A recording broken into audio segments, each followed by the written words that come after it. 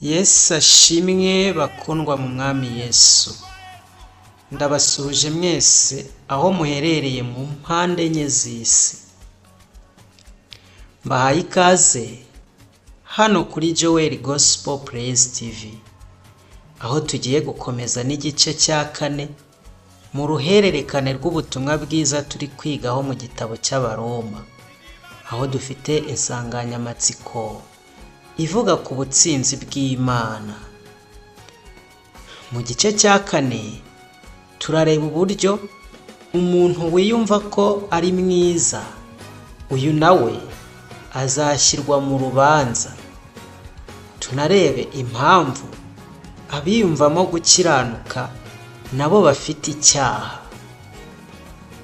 Bakundwa, turakomeza n'igice cya 2 cy'urwandiko Pawulo intumwa yandikiye Abaroma, duhereye ku murongo wa mbere tugeze ku wa 16. Umutwe w'amagambo w'iki gice uragira uti: uburyo Imana itarobanura ku butoni. Dusome mu izina rya Yesu. Nicyo gituma utagira icyo kwireguza, wa muntu we ucira abandi urubanza. Ubwo ucira undi urubanza uba witsindishirije, kuko wowe umucira urubanza ukora bimwe n'ibyo akora. Ariko tuzi yuko iteka Imana izacira ku bakora bene ibyo ari iry'ukuri. Wowe muntu ucira urubanza abakora bene ibyo nawe ukabikora, mbese wibwira yuko uzakira iteka ry'Imana? Kandi usuzugura ubutunzi bwo kugira neza kwayo, n'ubw'imbabazi zayo, n'ubwo kwihangana kwayo. Ntuzi yuko kugira neza kw'Imana ariko kukurehereza kwihana? Ariko kuko ufite umutima unangiwe utihana, wirindirije umujinya uzaba ku munsi w'uburakari, ubwo amateka y'ukuri y'Imana azahishurwa. Kuko Imana izitura umuntu wese ibikwiriye ibyo yakoze. Abashaka ubwiza n'icyubahiro no kudapfa babishakisha gukora ibyiza badacogora. Izabitura ubugingo buhoraho. Ariko abafite imitima ikunda kwirema ibice ntibumvira iby'ukuri, ahubwo bakumvira gukiranirwa, izabitura umujinya n'uburakari n'amakuba n'ibyago. Nibyo izateza umuntu wese ukora ibyaha, uhereye ku Muyuda ukageza ku Mugiriki. Ariko ubwiza n'icyubahiro n'amahoro nibyo izitura umuntu wese ukora ibyiza, uhereye ku Muyuda ukageza ku Mugiriki. Kuko Imana itarobanura abantu ku butoni. Abakoze ibyaha bose batazi amategeko bazarimbuka badahowe amategeko, kandi abakoze ibyaha bose bazi amategeko bazacirwaho iteka ry'amategeko. Kuko abumva gusa amategeko atari bo bakiranuka ku Mana, ahubwo abayumvira nibo batsindishirizwa nayo. Abapagani badafite amategeko y'Imana, iyo bakoze iby'amategeko ku bwabo, baba bihindukiye amategeko n'ubwo batayafite. Bakagaragaza ko umurimo utegetswe n'amategeko wanditswe mu mitima yabo, ugahamywa n'imitima ihana ibabwiriza, igafatanya n'ibitekerezo byabo kubarega cyangwa se kubaregura. Kandi ni nabyo Imana izatanga ho umugabo ku munsi izacira abantu iteka muri Yesu Kristo ku byahishwe byabo, nk'uko ubutumwa bwiza nahawe buri. Bakundwa, iyi episode ikomeza igitekerezo cyatangijwe mu Baroma mu gice cya mbere, aho twabonye muri episode ya 3 Pawulo yasobanuye uko abantu bigomeka ku Mana bagwa mu kwangirika kw'imyitwarire n'umwuka. Ubu mu Baroma igice cya 2 murongo wa mbere kugeza ku wa 16, Pawulo ahindukira yerekeza ku rindi tsinda ry'abantu. Abantu biyumva ko bitwaye neza kandi bakunda gucira abandi imanza.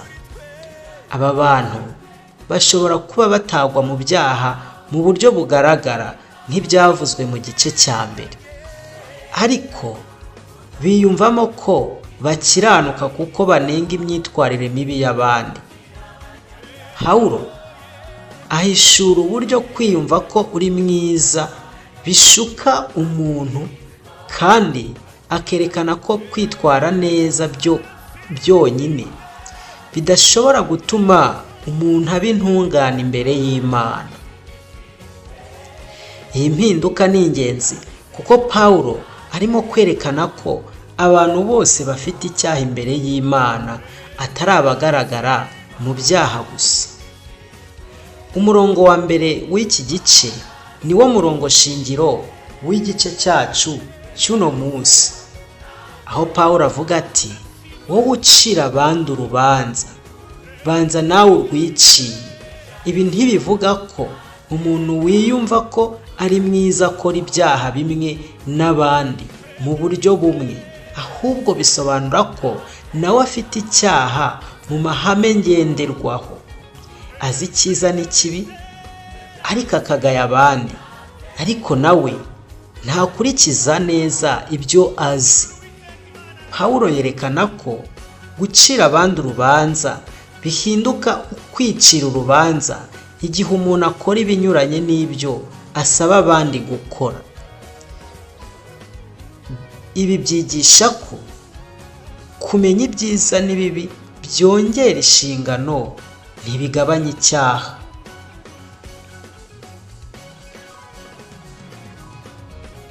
Kwiyumva ko uri intungane bishingiye ku myitwarire myiza cyangwa ku kwirinda ibyaha bimwe.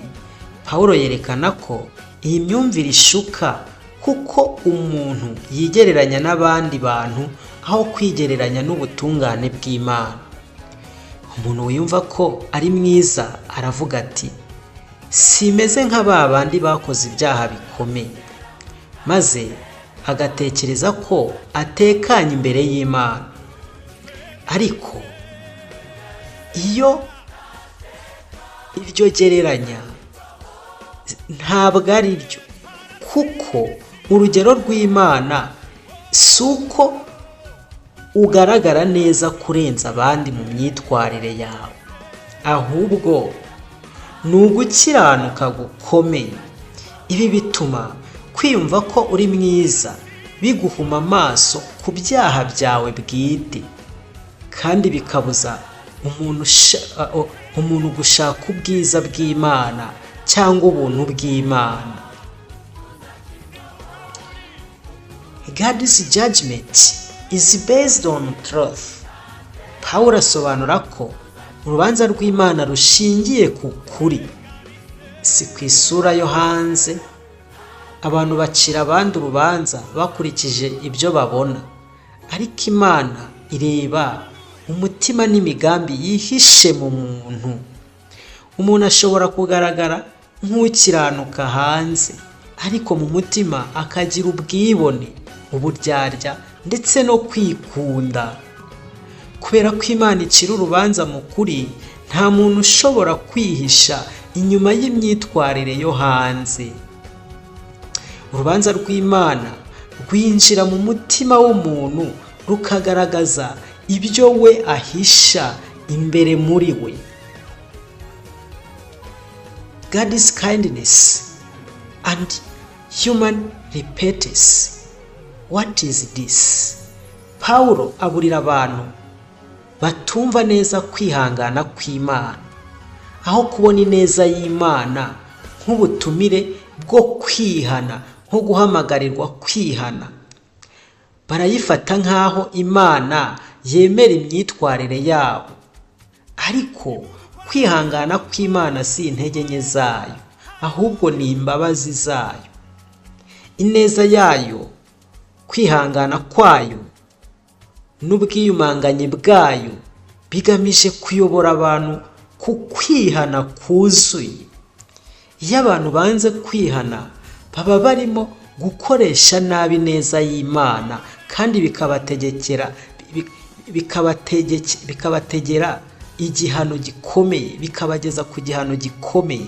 Ibi byerekana ko gutinda guhana kw'Imana atari ugukuraho ubutabera. Pawulo ashimangira ko Imana itabera, idashyira ku ruhande kandi itirengagiza. Urubanza rushingira ku bikorwa by'abantu, atari ku bwoko, ku muryango, ku idini cyangwa ku izina rye. Abakomeza gukora ibyiza bazahabwa ubugingo buhoraho, naho abakora ibibi bazahura n'uburakari ndetse n'igihano. Ibi ntibivuga ko umuntu akizwa n'imirimo ye, ahubwo byerekana ko kwizera nyakuri kubyara imibereho yahindutse. Iyi nyigisho bakundwa yerekana ko urubanza rw'Imana rugira umurongo umwe ku bantu bose. Pawulo atandukanya abantu bafite amategeko yanditswe, abo twita Abayuda, ndetse n'abadafite amategeko yanditse, aribo twita abanyamahanga. Abo nibo twebwe. Abayuda bafite itegeko ry'Imana, naho abanyamahanga bakurikiza umutimanama wabo. Niyo mpamvu hejuru twabonye yuko abapfuye batizera ku bw'amategeko bazatsindishirizwa n'umutimanama wabo, bazajyanwa Gehinomu bazize kutumvira umutimanama wabo. Nubwo badafite itegeko ryanditswe, abanyamahanga bagaragaza ko hari itegeko ry'Imana ryanditswe mu mitima yabo. Umutimanama wabo uhora ubaburira cyangwa ugahora ubashinja. Ibi byerekana ko abantu bose, baba abanyedini cyangwa batari abanyedini, bafite ubumenyi bumwe ku bushake bw'Imana, kandi babazwa inshingano ku byo bazi.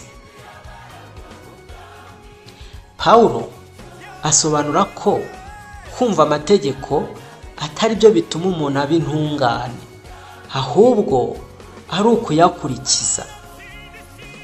Kuba ufite Bibiliya cyangwa uri mu itsinda ry'idini ntibiguha umutekano imbere y'Imana niba udakora ibyo uyisaba, ibyo Imana isaba. Ibi bihishura umutekano w'ibinyoma by'abantu batekereza ko kuba bafite ibyanditswe cyangwa kuba mu idini bihagije. Imana ireba kumvira kw'imbere mu mutima w'umuntu, si ukugira ibimenyetso byo hanze by'idini. Bakundwa, Pawulo asoza iki gice avuga ku munsi w'urubanza, igihe Imana izacira abantu bose urubanza binyuze muri Yesu Kristo. Uwo munsi si ibikorwa byo hanze, ibyo tubonesha amaso gusa bizacirirwa urubanza, ahubwo n'ibitekerezo n'imigambi yihishe mu mitima y'abantu. Nta kintu kizaba kikihishe. Ibi byigisha uburemere bw'inshingano z'umuntu n'ukuntu Kristo ari umucamanza. Urubanza si ikintu cy'ahazaza gusa, ahubwo ni ukuri kuzarangirira ku muntu wese. Urubanza ruzagera kuri buri wese, Umuyuda, umunyamahanga, umugiriki, buri wese uwo ari we wese azagerwaho n'urubanza. Iki gice bavandimwe cya kane gifite akamaro cyane mu mico y'abantu bakunda kwiyumva ko bitwara neza, bakumva ko ari ryo juru, bazabona ijuru, bazajya mu ijuru. Abantu benshi batekereza ko batekanye kuko bitwara neza kurusha abandi. Pawulo mu gitabo cy'Abaroma asenya iyi myumvire y'ibinyoma, agaragaza ko imyitwarire myiza idashobora gukiza umuntu. Iyi nyigisho isobanura impamvu idini ridashobora gutanga gukiranuka. Isobanura kandi impamvu ubutumwa bwiza ari bwo bukenewe ku bantu bose, haba ku babi ndetse nabo biyumva ko ari beza. Bakundwa mu Mwami Yesu, iki gice cya kabiri cy'Abaroma uhereye kuri uno murongo wa mbere kugeza kuri uriya wa 16 hategura inyigisho yo gukiranuka kubwo kwizera Yesu Kristo. Havanaho ukwiringira imyitwarire cyangwa indangamuntu y'umuntu yakuye mu idini, maze hakerekana ko agakiza kagomba guturuka ku Mana yonyine, si ku muntu. Pawulo yerekana ko ubutsinzi cyangwa gukiranuka kw'Imana bitangwa nk'impano, atari nk'igihembo cy'imirimo abantu bakoze. Pawulo yigisha ko gucira abandi urubanza bidatuma umuntu aba intungane imbere y'Imana. Urubanza rw'Imana kandi ntabwo rurobanura abantu, rushingiye ku kuri, kandi urubanza rw'Imana rureba no mu mutima. Kumva amategeko cyangwa kuyagira ntibihagije. Gukiranuka kw'Imana kwakirwa kubwo kwizera niko gukiza umuntu. Gukiranuka kw'Imana, reka mbisubire, gukiranuka kw'Imana kwakirwa kubwo kwizera niko gukiza umuntu. Ntabwo umuntu akizwa n'imirimo myiza itegetswe n'amategeko cyangwa kwitwara neza mu bandi kandi umutima umuciye urubanza. Bakundwa, mu gice gikurikira cya 5 tuzareba uburyo Pawulo yavuganye by'umwihariko n'Abayuda, abo twakwita abanyedini, agaragaza ko idini ryo hanze ridahagije niba umutima utarahindutse. Tuzareba uburyo Pawulo yerekana ko gukiranuka nyakuri ari uko mu mutima, ahubwo atari uko mu mihango, atari ukuvuye mu mirimo myiza cyangwa kwitwara neza. Nshuti bavandimwe, iyi episode ihangana n'ubwibone n'umutekano w'ibinyoma. Ntigaye imyitwarire myiza, ahubwo yerekana aho imyitwarire myiza igarukira. Ituma umuntu areka kwiyiringira we ubwe, maze akiringira gukiranuka kw'Imana guhishurirwa muri Yesu Kristo. Haleluya. Shuti mukundwa, wakoze kubana natwe. Ngaho fatanya nanjye gusenga kandi uhindura umutima wawe. Mu izina rya Yesu Kristo turagushimiye, wowe Yesu, wowe wera, wowe Imana isumba byose, wowe utuye mu gihugu cyo mu ijuru. Nushyirwe hejuru, habwa icyubahiro. Tugushimiye yuko utweretse ububwiro bwawe butangaje, bugaragaza ko imyitwarire yacu myiza rwose itagaragaza ko ariko gukiranuka kwacu, hoya, ahubwo tubonye ko gukiranuka kwiza ari ukwakira Kristo Yesu, ari ukwizera, tukakira ubutsinzi bw'Imana buheshejwe no kwizera. Haleluya. Apana ubutsinzi duhawe no gukora imirimo myiza kandi imitima yacu bwacu tubizi neza ko iducira urubanza. Habwa icyubahiro wowe wera, izina ryawe nirishyirwe hejuru none n'iteka ryose Kristo wabambwe. Amen.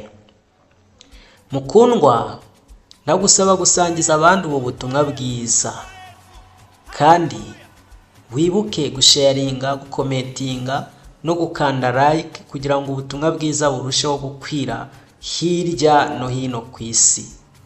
Naho ubutaha. Imundu kwa Yesu.